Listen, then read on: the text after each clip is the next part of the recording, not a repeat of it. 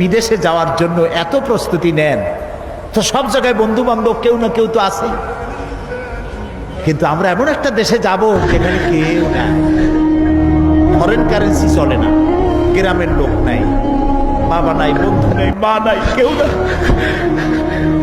যিনি রিসিভ করবেন, যার সাহায্যের কাঙ্গাল, বদামল করে তার শত্রু বানায় রাখছি, বন্ধু বানাইতে পারি না, তাহলে কি জবাব হবে কিয়ামতে?